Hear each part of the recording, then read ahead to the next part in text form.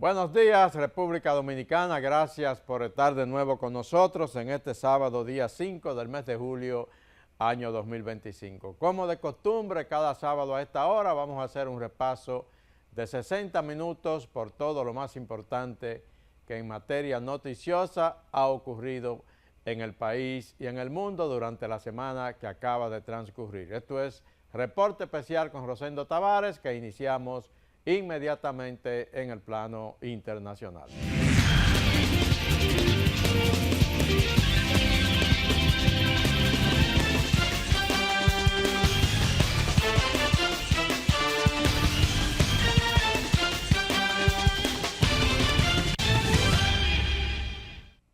Comenzamos en Washington, la capital de los Estados Unidos. Ayer, el presidente de ese país, Donald Trump, celebró el 249 aniversario de la independencia de los Estados Unidos, 4 de julio, con la firma de su gran y bello proyecto de ley de impuestos que hizo aprobar en el Congreso de ese país. No fue un parto fácil. El proyecto de Trump enfrentó el rechazo no solo de los demócratas, tanto en el Senado como en la Cámara de Representantes, sino que también muchos legisladores republicanos resistieron hasta última hora y el presidente tuvo que emplearse a fondo para convencer a muchos de ellos. Pero finalmente, por una mayoría mínima, consiguió el apoyo tanto en el Senado como en la Cámara de Representantes. Vamos a ver un reporte sobre la firma de este proyecto por parte del presidente de los Estados Unidos. El presidente de Estados Unidos, Donald Trump, promulgó el viernes su llamada Ley Grande y Hermosa de Presupuesto. Así puso el broche final para terminar una ceremonia del Día de la Independencia en la Casa Blanca. Trump afirmó que con el texto aprobado por el Congreso entran en una era dorada en Estados Unidos. Esta ley consolida la agenda radical del segundo gobierno del mandatario republicano, pero generó resistencias en su propio partido por el aumento de la deuda nacional, que se espera que agregue 3,4 billones de dólares en una década al déficit del país. Además, se teme el desmantelamiento del sistema de salud y seguridad social para hasta 17 millones de personas. Al mismo tiempo, reducirá el Programa Federal de Asistencia Alimentaria a la población vulnerable. El gabinete de Trump ha negado que millones de estadounidenses pobres dejen de tener cobertura médica bajo el programa Medicaid, financiado por el gobierno. La ley incluye una financiación masiva para la campaña de deportación de migrantes de Trump y destinará 4,5 billones de dólares para extender los recortes tributarios de su primer mandato. Seguimos en Washington. El presidente de la Reserva Federal, Jerome Powell, continúa pues firme en su decisión de que la tasa de interés en ese país no se puede bajar por el momento porque eso conllevaría a un alza en la inflación. Pero Donald Trump sigue presionándole para que baje esa tasa de interés y en esta semana llegó a pedir la renuncia inmediata del presidente de la Fed.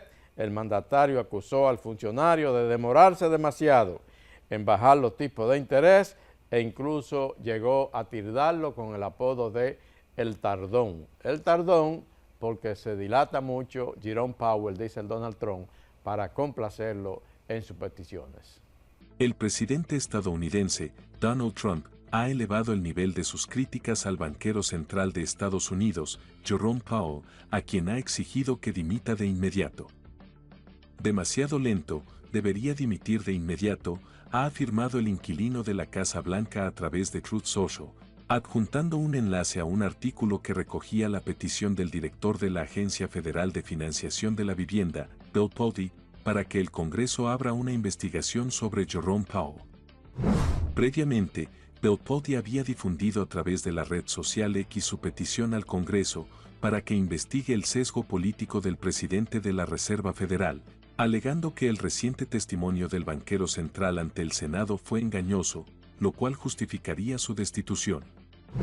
El presidente de Estados Unidos ha criticado muchas veces con dureza a Jerome Powell y su labor al frente de la Fed.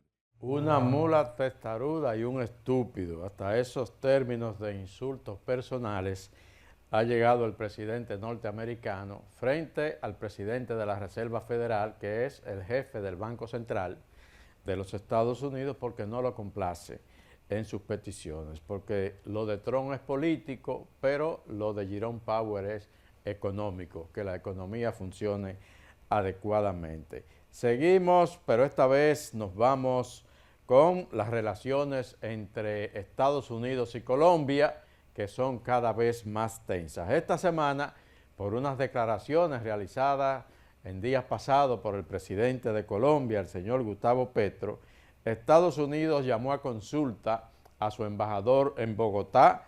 Dicen que por declaraciones infundadas y reprochables provenientes de los más altos niveles del gobierno de Colombia. Y ante esta decisión de Estados Unidos, Gustavo Petro respondió con la misma medida, retirando al embajador colombiano en Washington.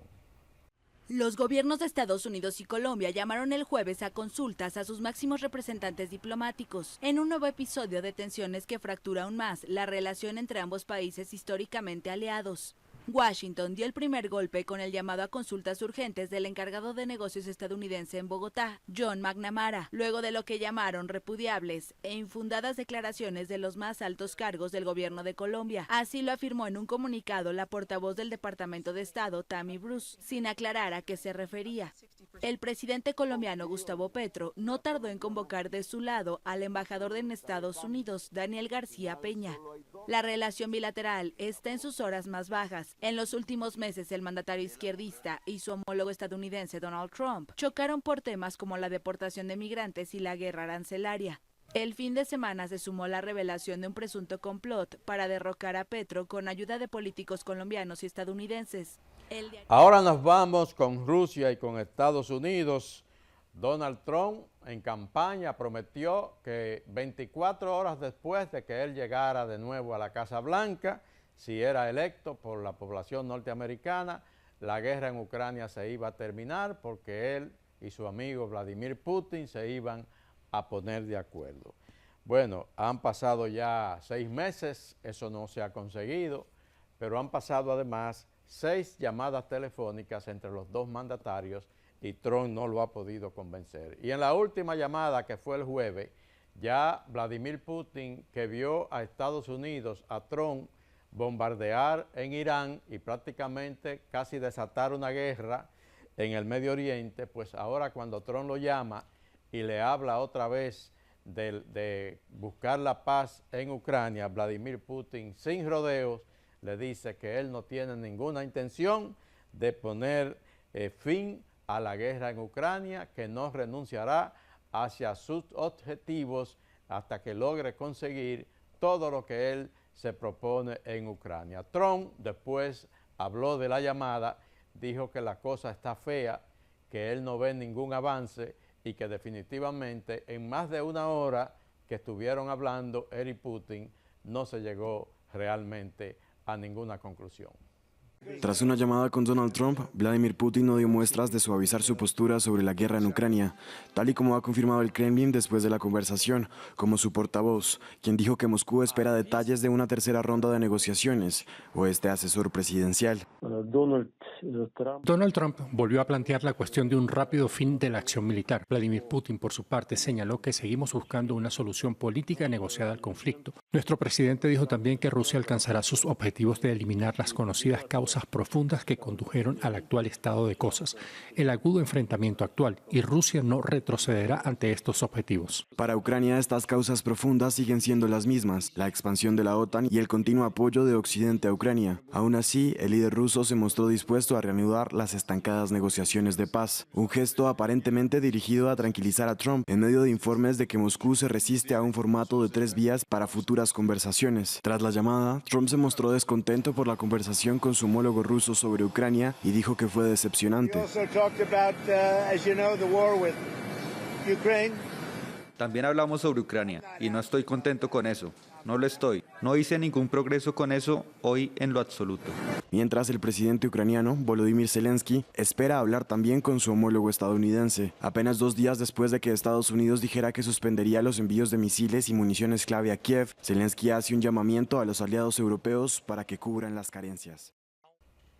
Vladimir Putin, que ha dicho que no habrá paz hasta que Ucrania no entregue todos los territorios ocupados por Rusia en Ucrania, hasta que Ucrania no desista de ingresar a la OTAN, de ingresar a la Unión Europea, hasta que Europa y Estados Unidos no renuncien o no desmantelen todas las sanciones que han colocado sobre Rusia por la guerra, él no va a firmar ninguna paz. Y para dejar muestra de eso, pues inmediatamente terminó la conversación con Donald Trump el pasado jueves.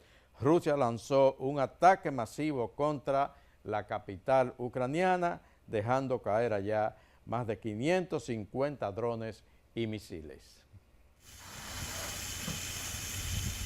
Rusia llevó a cabo el mayor bombardeo contra Ucrania desde que comenzó la guerra. El ejército ucraniano afirmó el viernes que Moscú lanzó más de 500 drones y 11 misiles. El presidente Volodymyr Zelensky, quien reportó que una veintena de personas fueron heridas, afirmó que las alertas antiaéreas comenzaron a sonar en todo el país cuando se anunció la llamada entre los presidentes de Estados Unidos, Donald Trump, y de Rusia, Vladimir Putin. Antes, los cohetes solían aterrizar cerca de nosotros, a unos 100 metros. La última vez cayeron cerca de la escuela. Pero nunca había ocurrido nada parecido a este ataque. Nunca había habido tantas explosiones. Fue el ataque más masivo desde que vivo aquí. Tras la llamada con Putin, Trump dijo a la prensa que la conversación no logró ningún progreso. El tono adoptado por el mandatario estadounidense fue inusualmente sombrío y dejó entrever su creciente frustración, a diferencia de los 5 intercambios anteriores cuando se mostró optimista y reportó avances para llegar a un acuerdo. Por su parte, el Kremlin declaró que el intercambio duró casi una hora y que Putin insistió en que Rusia no renunciará a sus objetivos en Ucrania. Este recrudecimiento de los ataques genera preocupación después de que Washington anunciara esta semana que suspenderá el envío de cierto armamento. Otra potencia que ha dejado claras sus intenciones esta semana en lo que se refiere a Ucrania es China y el régimen de Xi Jinping, que al parecer al ver el ataque de Estados Unidos sobre Irán, bueno, pues ha pensado que las intenciones de Donald Trump son definitivamente de tomarlas en cuidado. ¿Y qué dijo el régimen de Xi Jinping con respecto a Ucrania esta semana? Recibieron una visita de una delegación de la Unión Europea, encabezada por la canciller Kaja Kallas, y a esa comisión el régimen chino le dijo lo siguiente: advirtió a Europa que China no puede dejar que Rusia pierda la guerra en Ucrania. El canciller Wang Yi sorprendió a diplomáticos europeos al afirmar que Beijing no permitirá una derrota rusa, revelando la preocupación china por un cambio de enfoque de Estados Unidos hacia Asia y más específicamente hacia Taiwán. El ministro de Relaciones Exteriores de China, Wang Yi, le dijo a la principal diplomática de la Unión Europea UE que Beijing no puede aceptar que Rusia pierda la guerra contra Ucrania, ya que esto permitiría a Estados Unidos centrar toda su atención en China, según un funcionario informado sobre las conversaciones, contradiciendo la postura pública de neutralidad de Beijing en el conflicto. La admisión se produjo durante lo que el funcionario describió como una reunión de 4 horas con la jefa de Asuntos Exteriores de la UE, Kaja Kallas, el miércoles en Bruselas, que incluyó intercambios duros, pero respetuosos, abarcando una amplia gama de temas, desde ciberseguridad, tierras raras, desequilibrios comerciales, Taiwán y Medio Oriente. Nos vamos a España. Allí ocurría una conferencia internacional esta semana con la participación de varios dignatarios internacionales, entre ellos Emmanuel Macron, el presidente francés, y Gustavo Petro, el presidente colombiano. Y sucedió que Gustavo Petro aprovechó su participación para hacer serias críticas a los países desarrollados, a los países del norte, dice él, y Emmanuel Macron le salió al frente y le exigió respeto a Gustavo Petro por sus declaraciones que se produjeron en Sevilla, España. No simplifiquemos la realidad de nuestra vida política. Pido respeto, le dijo Macron, parando en seco a Gustavo Petro. La conferencia internacional denominada Un cambio de paradigma para las soluciones lideradas por los países a los desafíos de nuestro tiempo en Sevilla, España, fue el escenario para que se desatara un cruce de comentarios entre el jefe de Estado colombiano Gustavo Petro y su homólogo francés Emmanuel Macron. Lo anterior producto de estas declaraciones del presidente Petro haciendo críticas a los países del norte y haciendo referencia a su posición sobre la crisis climática. En el norte no se está pensando en los hijos de los votantes blancos que envejecen y votan a la derecha, a la extrema derecha. En el norte se está votando por negar la crisis climática, por no asumir el compromiso del cambio, que no es entregarle limosna al sur, es ayudarse del sur. A su vez se refirió a la migración e indicó que la lucha contra este fenómeno es una excusa para no asumir la responsabilidad de transformar economías. Incluso cuestionó el acceso de los países del norte a las vacunas contra el COVID-19. Si el paradigma actual tiene que continuar, la hecatombe está próxima. Y se mide políticamente, presidente Macron, y va a terminar para no molestar mucho, porque quería venir. Ya no me queda mucho de gobierno a decir esto. Hace 3 años, cuando yo llegué al gobierno de Colombia, el problema fundamental de las reuniones internacionales era la crisis climática. Hoy es la migración. Estas declaraciones despertaron la molestia del alto mandatario francés, quien solicitó respeto. Nunca le doy lecciones a alguien del sur y es un poco extraño recibir lecciones de alguien del sur, porque simplemente viene del sur. Y yo exijo el mismo tipo de respeto. Seguimos en Colombia porque allí hay una situación, el gobierno de Gustavo Petro está realmente enfrentando una situación interna bastante complicada. Lleva más de 50 ministros que han pasado por diferentes instituciones en los 3 años que lleva de gobierno y la última en salir del cargo ha sido la canciller Laura Sarabia.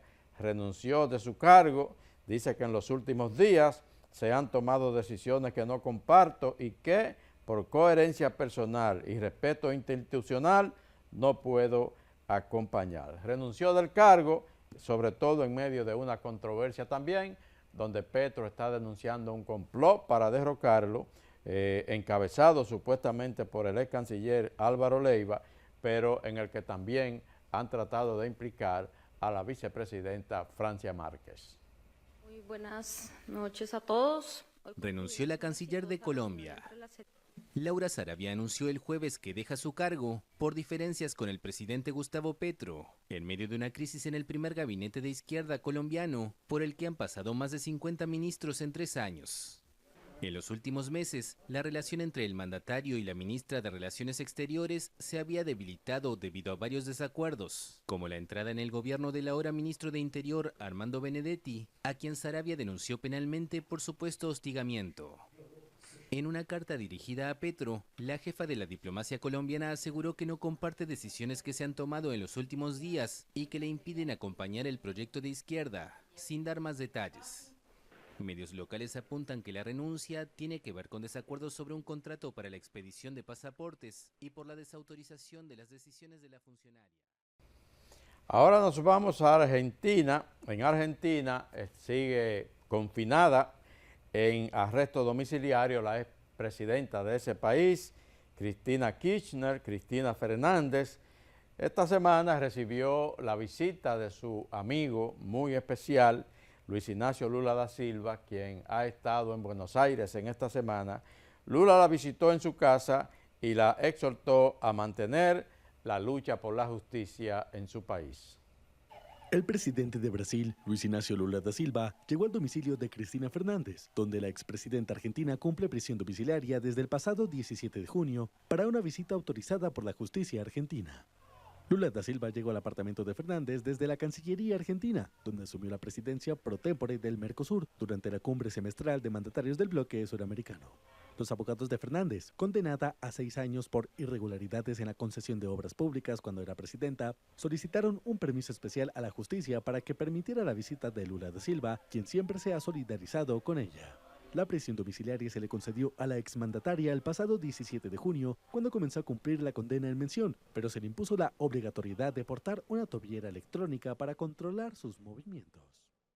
De la América del Sur bajamos hacia Centroamérica y nos ubicamos en San Salvador, capital de El Salvador. Una investigación del periódico New York Times ha revelado esta semana un supuesto pacto corrupto, dice la información, entre el presidente de ese país, Nayib Bukele, y las pandillas MS-13 La Mara Salvatrucha. Según el reportaje del Times, Bukele acordó las pandillas acordaron con Bukele reducir la violencia y reforzar políticamente al gobierno a cambio de recibir dinero y beneficios de sus miembros de la pandilla en la cárcel. Durante el primer gobierno de Donald Trump, las pandillas salvadoreñas que operaban en Estados Unidos se convirtieron en una prioridad de la lucha contra el crimen. And we're going to destroy the vile criminal cartel MS-13. El gobierno creó un grupo internacional de trabajo interdisciplinario conocido como Vulcán.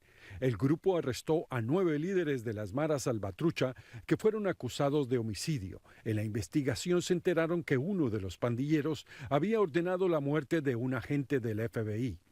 El caso avanzaba en una corte federal de Nueva York hasta que el presidente Nayib Bukele puso a disposición de Trump el centro de confinamiento del terrorismo para albergar a cientos de indocumentados deportados de Estados Unidos. Ahora, según denuncias del New York Times y ProPublica, la misma fiscalía que los puso tras las rejas está buscando que se desestimen los cargos y enviarlos a El Salvador.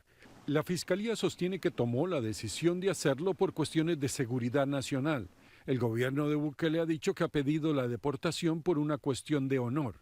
Pero uno de los reporteros del periódico El Faro, que fue pionero en documentar una serie de acuerdos secretos de las Maras y el gobierno de Bukele, tiene otra hipótesis.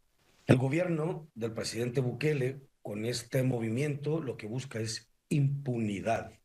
Busca que los Estados Unidos no tengan manera de establecer como verdad jurídica en un tribunal sus acuerdos con una organización que los Estados Unidos consideran una organización terrorista.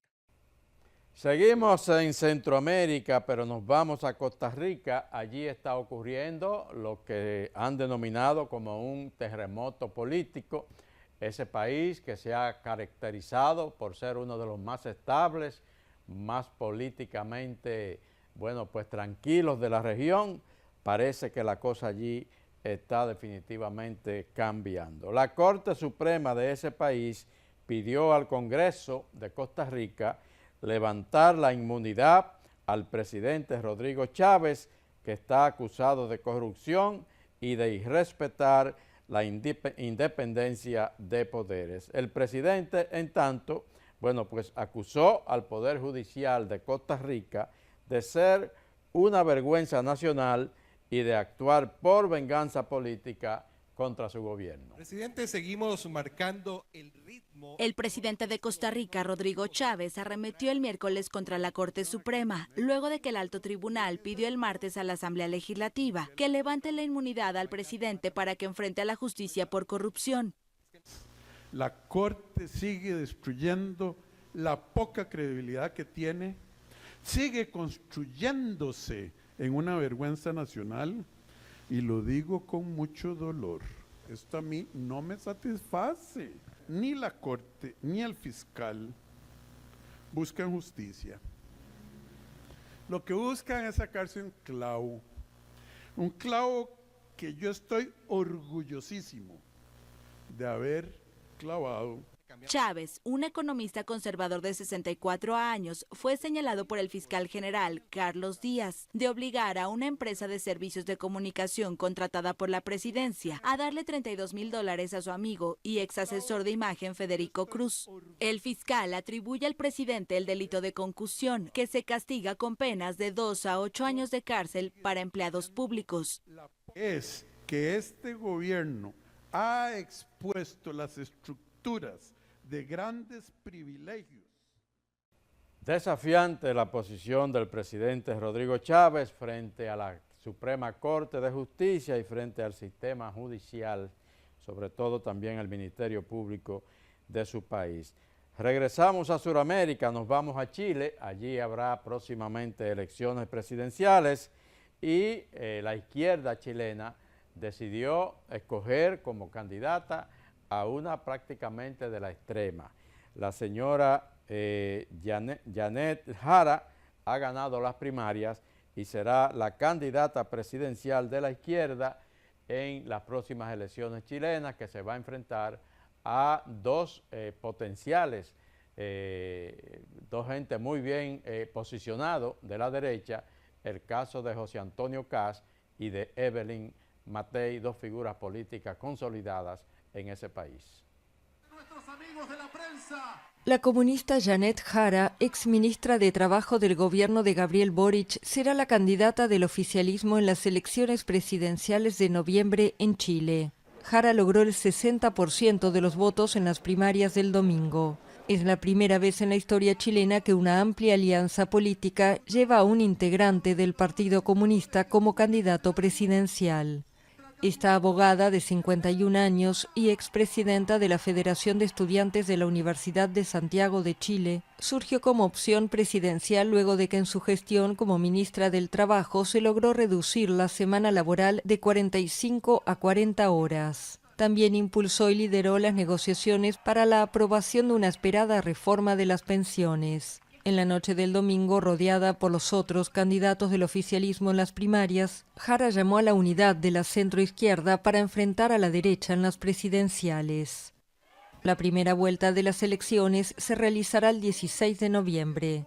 En caso de que ninguno de los candidatos supere el 50% de los sufragios, habrá un balotaje el 14 de diciembre. Vamos hasta el vecino Haití. La preocupación crece con respecto a la situación haitiana, pero no se acaba de tomar definitivamente una decisión en la arena internacional para acudir a tratar de resolver la situación allí. La ONU, la Organización de las Naciones Unidas, dice esta semana que las pandillas ya controlan el 90% de Puerto Príncipe, la capital haitiana. Pero además dijo que la misión internacional de seguridad creada y que encabezan las tropas kenianas que llegaron hasta Haití no ha podido frenar la escalada de violencia y advirtió la ONU del colapso total de la vecina nación. Altos representantes de la ONU alertaron sobre el riesgo inminente de un colapso total del Estado en Puerto Príncipe, capital de Haití, donde las pandillas controlan ya 90% del territorio urbano.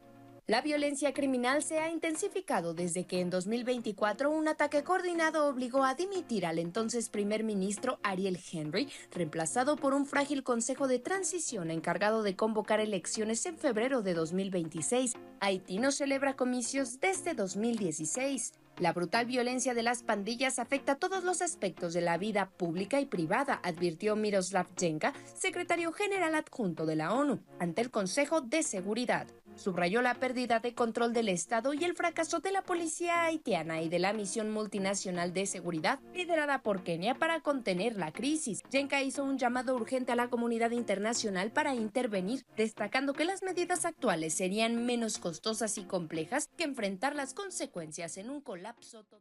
Regresamos a Estados Unidos, nos vamos a la Florida. Hasta allí llegó el presidente Donald Trump esta semana para visitar, junto al gobernador del estado, Ron DeSantis, la denominada cárcel Alcatraz Caimán, que es una cárcel, una mega cárcel, que ha sido construida de manera expresa casi en los pantanos del estado de la Florida para albergar allí a migrantes o a inmigrantes que han sido detenidos por el Servicio de Inmigración de los Estados Unidos. Y de hecho ya han comenzado a llegar los primeros inmigrantes recogidos en calles norteamericanas y llevados hasta esa cárcel en la Florida, que ha sido muy celebrada por el presidente de ese país, Donald Trump. Al bajar del Air Force One, Donald Trump fue recibido calurosamente por Ron DeSantis. Las desavenencias entre los dos ex candidatos en las primarias republicanas han quedado olvidadas porque el gobernador de Florida acoge en su estado un flamante centro de detención, pieza central de la política migratoria ultra represiva de Trump. Muy pronto, este lugar será el hogar de algunos de los migrantes más amenazantes. Está rodeado de kilómetros de pantano y la única salida es la deportación, que estas personas se autodeporten de vuelta a sus países de origen. Apodado Alligator Alcatraz, en referencia a la antigua isla prisión que Trump quiere reabrir, fue construido en medio de los Everglades, un lugar inhóspito elegido deliberadamente para impedir cualquier fuga, como muestra este tuit del Departamento de Seguridad Nacional. Una imagen generada por inteligencia artificial de caimanes con gorras de policía de inmigración. Además de su impacto negativo en el medio ambiente, los detractores del centro temen que se violen los derechos humanos. En primer lugar, ¿cómo pueden meter a 5.000 personas en medio de un pantano en Florida durante la temporada de huracanes? La gente va a morir. En segundo lugar, no tiene ningún sentido financiero. Despierta $450 millones al año. ¿Por qué?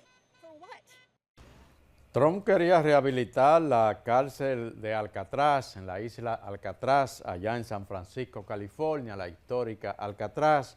Parece que eso no se pudo hacer y entonces han construido Alcatraz de la Florida. Y esa es una isla rodeada de cocodrilos. La de Alcatraz en California es una isla rodeada de tiburones. Esa es la situación.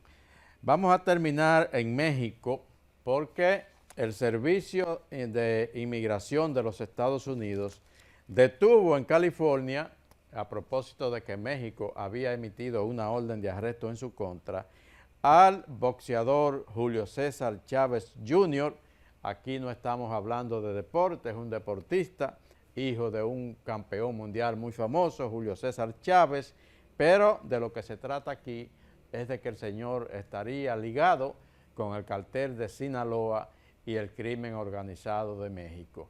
Entonces su arresto no se trata de haber perdido o ganado una pelea sobre el ring, sino por sus vínculos con el crimen organizado. Justo fuera de su casa en el sur de California, el boxeador Julio César Chávez Jr. fue detenido por agentes de ICE. Así lo confirmó el Departamento de Seguridad Nacional, afirmando que mintió en su solicitud de residencia permanente y mantiene una orden de arresto en México por presunta participación en el crimen organizado, así como tráfico de armas de fuego, municiones y explosivos. Ellos están usando el pretexto de que están ayudando a México para remover a Chávez Jr., porque tiene esa orden de arresto. Pero, ¿por qué es que están usando estos agentes de ICE? Ellos lo que quieren hacer es enseñar que cualquier persona puede salir del país, que pueden sacar a cualquier persona. Quieren crear más miedo en la comunidad latina y lo están haciendo. El hijo del afamado boxeador mexicano ha tenido varios roces con la ley en Estados Unidos, pero estaba en un proceso de residencia. De acuerdo al comunicado de las autoridades federales, Chávez Jr. entró en agosto del 2023 con una visa de turista y en abril del 2024 solicitó la residencia basado en el matrimonio con una ciudadana estadounidense, que presuntamente tiene vínculos con el cartel de Sinaloa. Con esas terminamos en el plano internacional, nos vamos a la pausa y retornamos enseguida en el plano nacional con interesantes informaciones.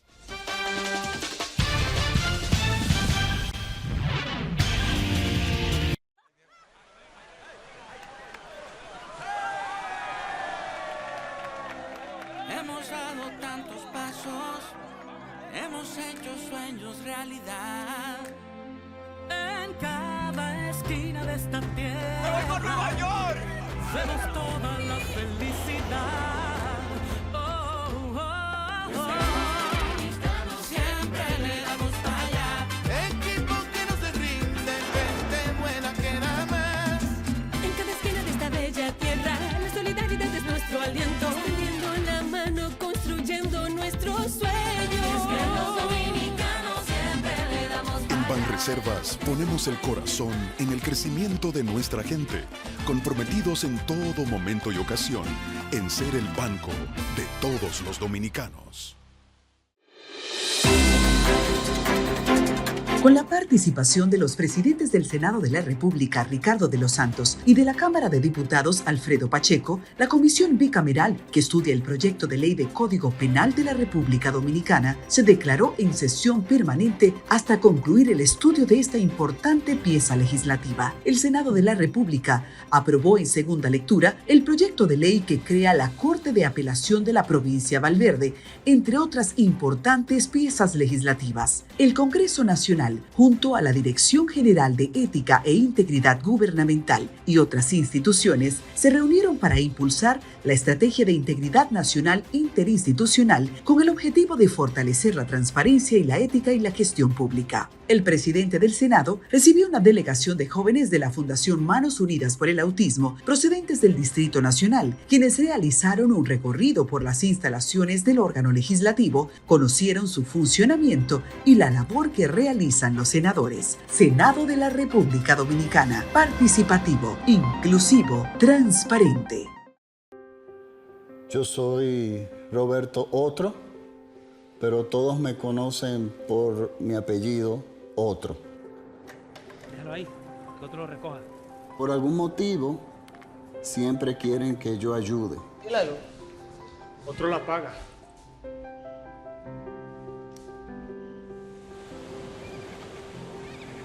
La verdad es que es un poco difícil hacerlo todo.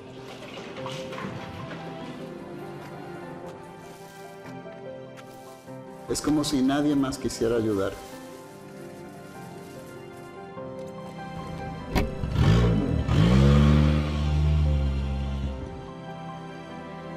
¿Tú me quedas en la habitación 223?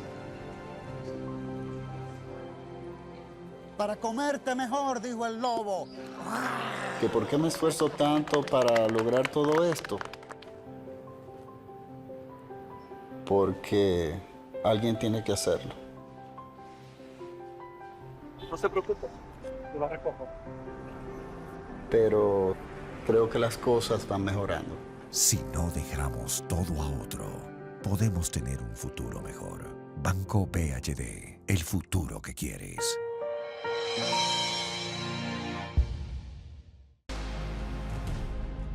Hoy quiero hablarles no como presidente, sino como ciudadano, como padre, como hijo, como dominicano. Porque la transformación que estamos viviendo no es una promesa, es una convicción. Y cuando uno cree, uno actúa. Por eso iniciamos un cambio profundo en nuestra Policía Nacional, para que proteja con justicia, para que sirva con respeto, para que inspire confianza. No es un camino fácil, pero es el camino correcto. Y lo estamos recorriendo juntos, con pasos firmes, con decisiones reales, porque merecemos una policía que esté a la altura de su gente. Una policía que cuide sin miedo, que escuche sin prejuicios, que actúe con humanidad. Y eso ya comenzó.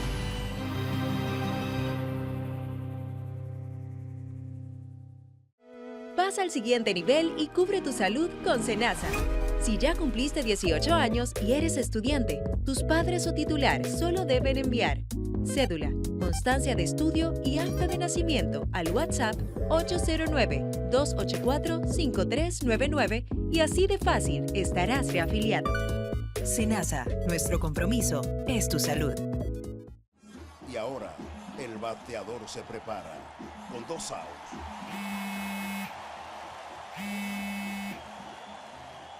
Hola. Hola, me habla el señor González. Ajá. Le llamamos porque usted es un cliente preferencial y queremos ofrecerle nuestra tarjeta Gol, la cual tiene infinitos beneficios, entre ellos descuentos en supermercados, salones de belleza, farmacias y acumula puntos para viajes al extranjero, incluso a la luna. Hay mejores formas de evitar llamadas no deseadas. A través de la aplicación de ProUsuario, ahora puedes solicitar que te excluyan de los listados de marketing de las entidades financieras. Descarga la app en Google Play y App Store. Solo tiene que indicarme dónde le enviamos el plástico de su tarjeta. No me diga. Yo soy Roberto Otro, pero todos me conocen por mi apellido Otro. Déjalo ahí, que otro lo recoja. Por algún motivo, siempre quieren que yo ayude. Claro. Otro la paga.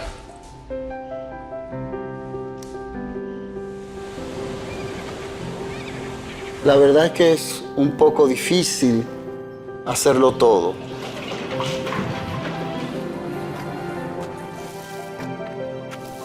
Es como si nadie más quisiera ayudar.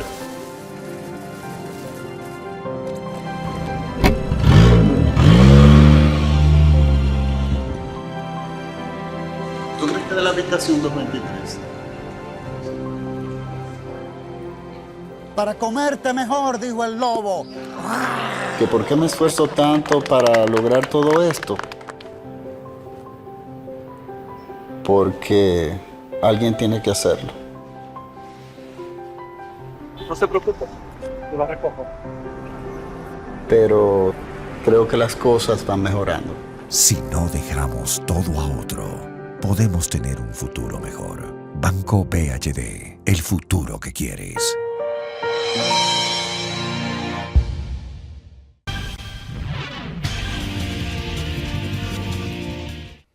Gracias por continuar con nosotros. Esto es Reporte Especial con Rosendo Tavares en este sábado día 5 de julio del año 2025. Iniciamos nuestro recorrido nacional con el presidente Luis Abinader y el expresidente, 3 veces expresidente de la República, Leonel Fernández, que sostuvieron un encuentro esta semana, esto dentro del marco de las visitas, los contactos que ha estado haciendo el presidente Luis Abinader con respecto a la necesidad de conseguir una posición unificada del liderazgo político nacional con respecto a la situación haitiana. Vamos a ver un reporte sobre los resultados de esta reunión. Ya anteriormente el presidente Abinader se había reunido la semana pasada con el expresidente Danilo Medina. El jefe de Estado y el exmandatario conversaron por más de 2 horas a puertas cerradas en las instalaciones de Funglode, en el que, de acuerdo al Ejecutivo, discutieron el tema de la crisis haitiana y otros de alto interés para el país. Al término del encuentro, Abinader dijo que el gobierno ha hecho esfuerzos diplomáticos con países como China y Rusia a fin de que puedan apoyar el fortalecimiento de la misión keniana en el vecino país. Pero sí hemos estado en contacto, tanto con China como con Rusia, en ese aspecto. Y con los demás países, también miembros, tanto los miembros permanentes del Consejo de Seguridad como también los demás miembros que son elegidos por 2 años. Realmente nuestro canciller está en todas esas negociaciones y esperamos que él retorne a final de la semana. Incluso le comenté al presidente Fernández que después que él retorne le vamos a enviar otra comunicación con las informaciones de lo que ha pasado en esta semana allá en Nueva York. A raíz de la gran cantidad de veces que se ha expuesto el tema haitiano ante el Consejo de Seguridad de la ONU, Abinader agregó que la comunidad internacional está saturada del tema, contrario a la República Dominicana, que no descansará hasta lograr resultados. Algunos se quejan de muchas ayudas que ya le han otorgado en muchos tiempos. Todos los países pueden cansarse de Haití, menos República Dominicana.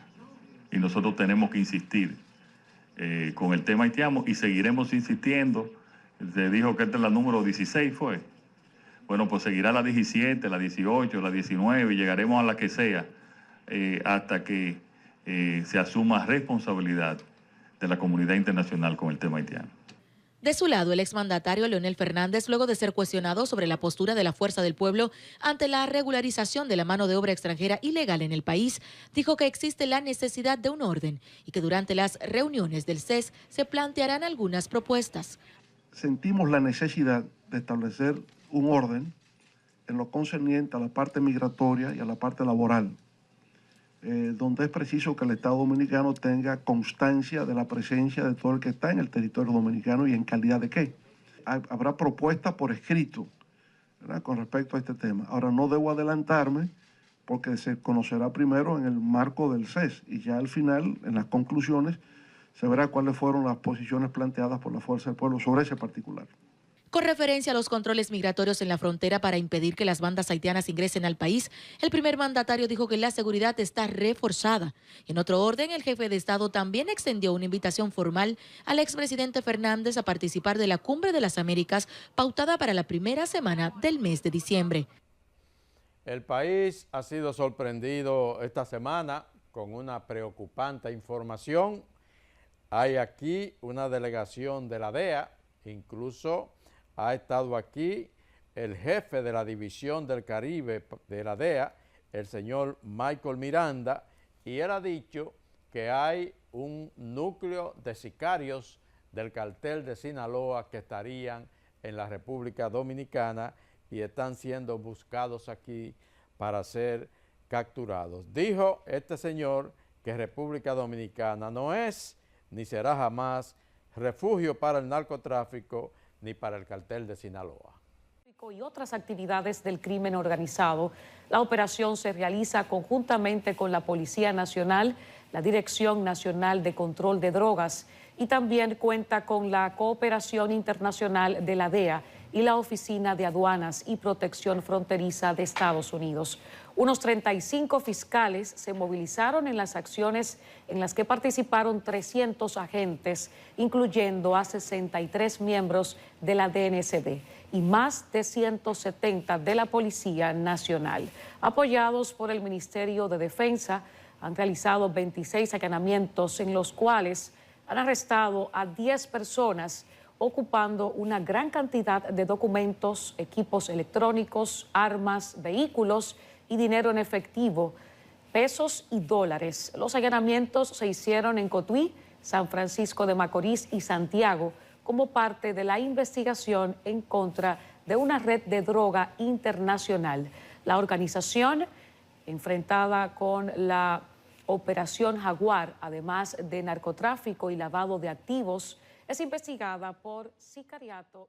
Seguimos, nos vamos otra vez hasta Haití, o con un tema de Haití, porque esta semana se llevó a cabo en el seno del Consejo de Seguridad de las Naciones Unidas una discusión sobre la situación haitiana, una discusión que se originó a instancias de un pedimento de la República Dominicana. Y allí el canciller Roberto Álvarez, canciller dominicano, dijo que la comunidad internacional debe actuar con urgencia, coherencia y audacia. Dice que la situación en Haití no admite ambigüedades. El reciente informe del secretario general sobre Haití es contundente. El país enfrenta un colapso humano, institucional y de seguridad acelerado, con más del 80% de Puerto Príncipe bajo control de pandillas armadas, 1.600 millones de personas desplazadas internamente, 1.600 escuelas cerradas, 360 incidentes de violencia de género en los primeros 5 meses del año, escasos hospitales operando, un sistema judicial paralizado, niveles alarmantes de violencia sexual y una población infantil convertida en blanco y herramienta de guerra. Dijo el canciller que el tiempo para intervenir en Haití se agota, pero yo creo que se quedó corto el canciller. La realidad es que el tiempo para intervenir en Haití se agotó.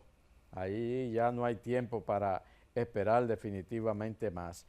El SENASA, el Seguro Nacional de Salud, ha estado en el escrutinio en los últimos días ante informaciones de que probablemente esté en dificultades financieras. Ha habido mucha opinión, sobre todo desde linderos políticos de la oposición.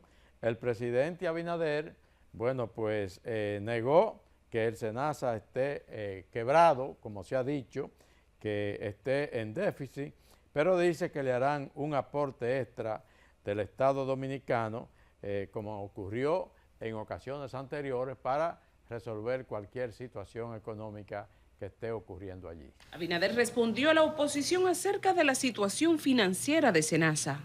Los amigos de la oposición quieren que los 2.400.000 dominicanos y dominicanas que integramos al SENASA, que lo cancelemos esa integración y que se queden sin seguro familiar de salud. Ahora, yo le pregunto a ustedes, ¿alguien tenía en cuenta el seguro familiar de salud antes del 20? Antes lo utilizaba alguien. Ahora es que tiene valor. Ahora es que tiene Y ese valor que le hemos dado, entonces ellos quieren que lo quitemos. Aunque admite que se requiere de más recursos, asegura que no se eliminarán las nuevas coberturas. Los amigos de la oposición quieren que las nuevas coberturas que hemos hecho en estos casi 5 años, también la eliminemos. Entonces, sencillamente se necesitan más recursos. Esos recursos se aportaron el año pasado y esos recursos se seguirán aportando. En otro orden, reiteró que el gobierno continúa evaluando la situación de los vuelos entre Venezuela y República Dominicana. Hay muchos venezolanos y dominicanos que necesitan tener ese vuelo directo. Estamos evaluando algunas situaciones y vamos a dar respuesta. Vamos a una nueva pausa comercial, retornamos enseguida.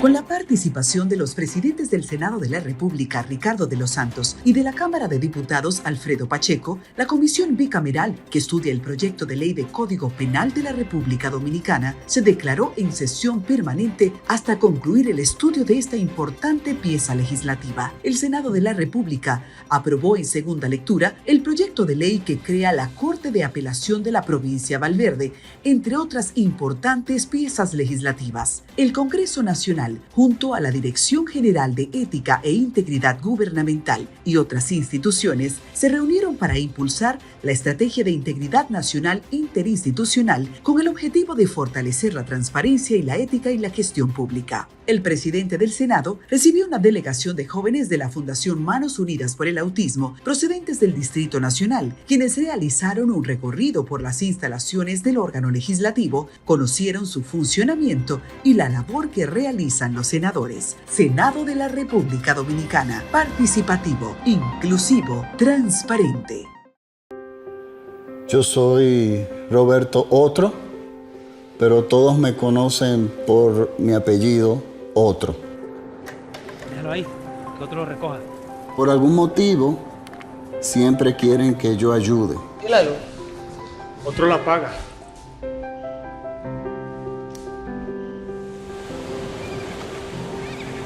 La verdad es que es un poco difícil hacerlo todo.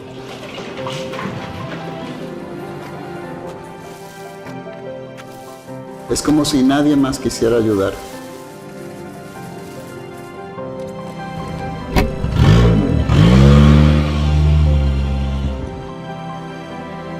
¿Dónde queda la habitación 223? Para comerte mejor, dijo el lobo. ¿Que por qué me esfuerzo tanto para lograr todo esto? Porque alguien tiene que hacerlo. No se preocupe, yo la recojo. Pero creo que las cosas van mejorando. Si no dejamos todo a otro, podemos tener un futuro mejor. Banco BHD, el futuro que quieres.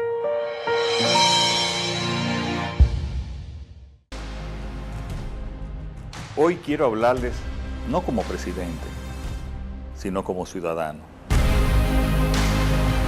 como padre, como hijo, como dominicano. Porque la transformación que estamos viviendo no es una promesa, es una convicción. Y cuando uno cree, uno actúa. Por eso iniciamos un cambio profundo en nuestra Policía Nacional, para que proteja con justicia, para que sirva con respeto, para que inspire confianza. No es un camino fácil, pero es el camino correcto. Y lo estamos recorriendo juntos, con pasos firmes, con decisiones reales, porque merecemos una policía que esté a la altura de su gente. Una policía que cuide sin miedo, que escuche sin prejuicios, que actúe con humanidad. Y eso ya comenzó.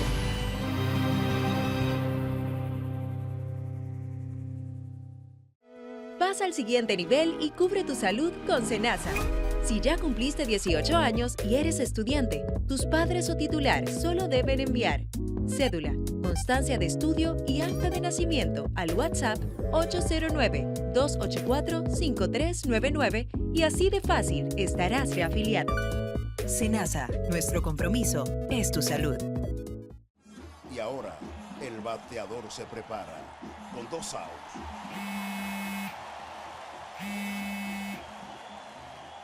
Hola. Hola, me habla el señor González. Ajá. Le llamamos porque usted es un cliente preferencial y queremos ofrecerle nuestra tarjeta Gol, la cual tiene infinitos beneficios, entre ellos descuentos en supermercados, salones de belleza, farmacias y acumula puntos para viajes al extranjero, incluso a la luna. Hay mejores formas de evitar llamadas no deseadas. A través de la aplicación de ProUsuario, ahora puedes solicitar que te excluyan de los listados de marketing de las entidades financieras. Descarga la app en Google Play y App Store. Solo tiene que indicarme dónde le enviamos el plástico de su tarjeta. No me digas.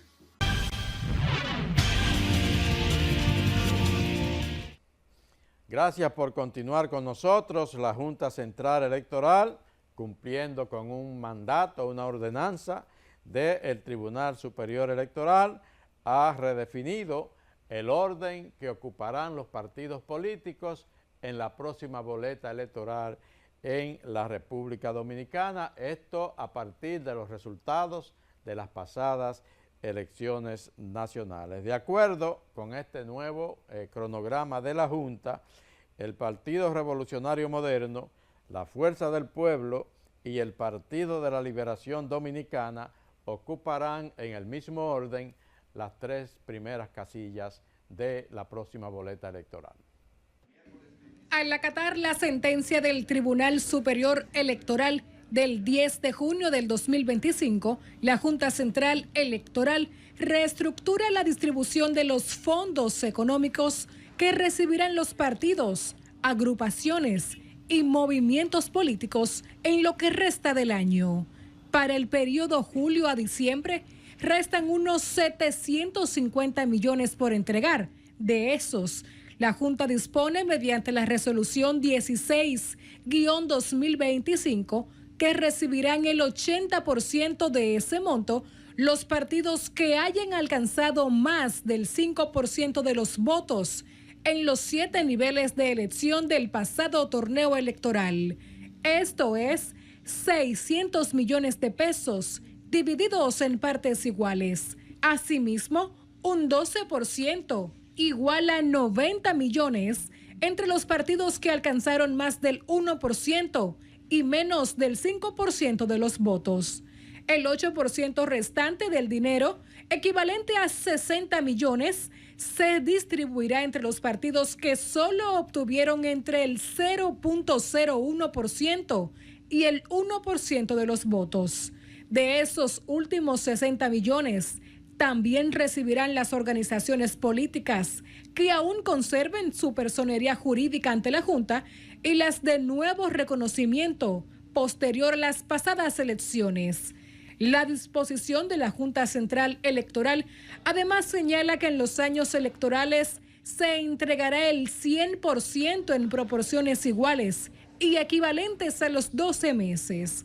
La Junta además emitió la resolución 15-2025 en la que reordena la aparición de los partidos en la boleta electoral. Despedimos reporte especial con Rosendo Tavares, que regresa el próximo sábado, como de costumbre, al más alto nivel periodístico. Tengan todos muy buen fin de semana.